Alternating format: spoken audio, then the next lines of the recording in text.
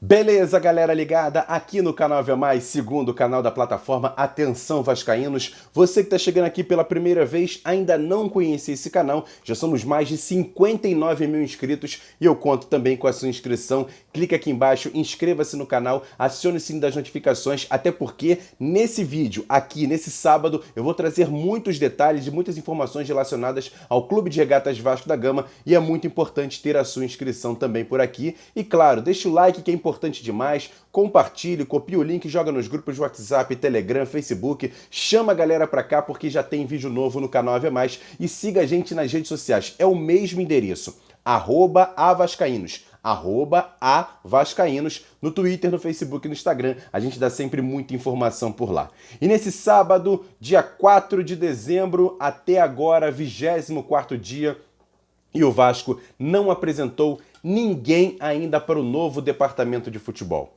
O técnico Zé Ricardo está muito bem adiantado, só que ontem à noite, no nosso AVNews, o Flávio Dias trouxe a informação de que o contrato chegou à mão dele, ele está muito satisfeito em querer vir trabalhar no Vasco, só que o assessor financeiro do Vasco pediu esse contrato de volta para poder reaver a questão dos valores. E aí pode ter emperrado essa negociação.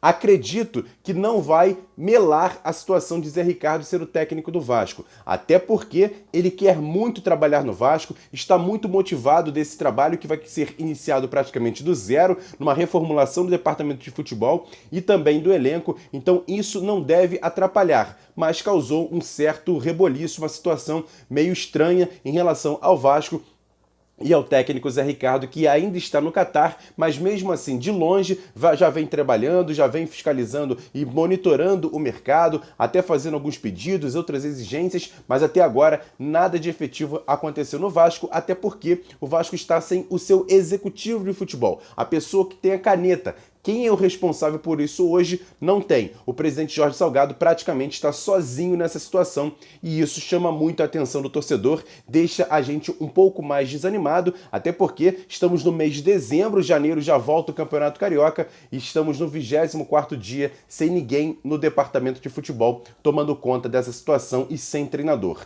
Isso é muito complicado, até porque, por exemplo, hoje tivemos o primeiro jogo da decisão do Campeonato Carioca Sub-17.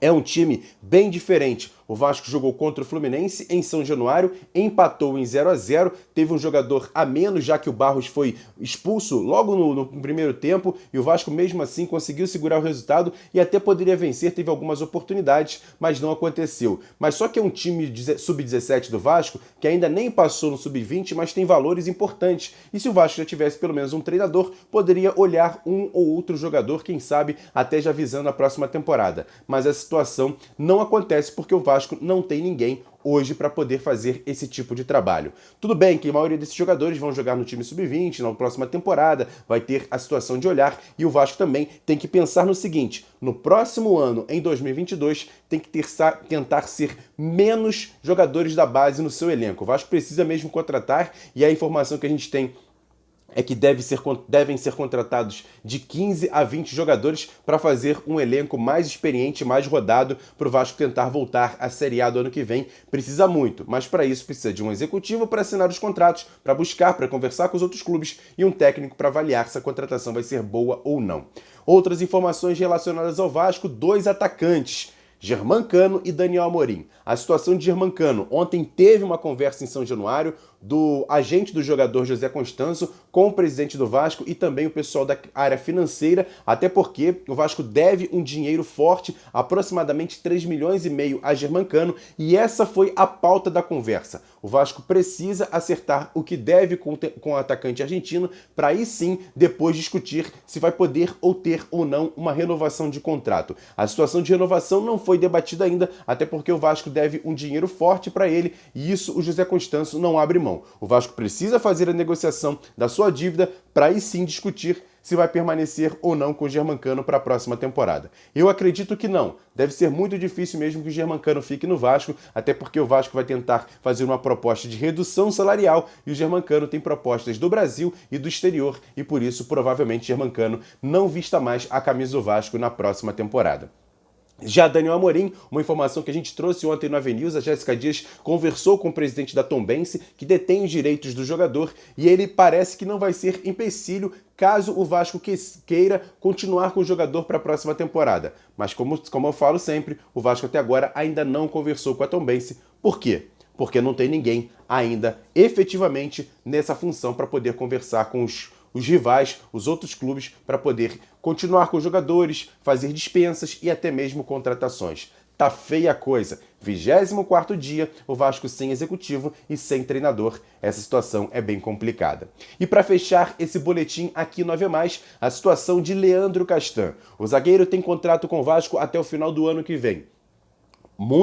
Ainda muito nessa questão da situação de que ainda não está confirmado se ele vai ficar ou não, mas como ele tem contrato, em princípio vai ficar. Só que depende também do próprio executivo, do próprio treinador, para saber se vai querer ou não ficar com o Leandro Castan no ano que vem. Ele, na entrevista ao Rica Perrone aqui no YouTube, disse que depende do Vasco. Se o Vasco quiser ficar com ele, ele fica. Se o Vasco não quiser, ele pega a sua mala e vai embora. E aí chamou a atenção uma postagem que ele fez hoje, dia 4 de dezembro, aniversário de 10 anos do título brasileiro do Corinthians em 2011, que ele fazia parte daquele elenco. Só que o torcedor do Vasco ficou chateado com essa postagem. O torcedor do Vasco já está chateado com o Leandro Castan há algum tempo, principalmente naquele jogo contra o Remo que vaiou bastante o zagueiro. Só que essa postagem chama a atenção do torcedor porque foi um título exatamente em cima do Vasco e numa grande polêmica onde o Vasco foi várias vezes prejudicado nessa competição e por isso o torcedor do Vasco ficou chateado com a postagem de Leandro Castan,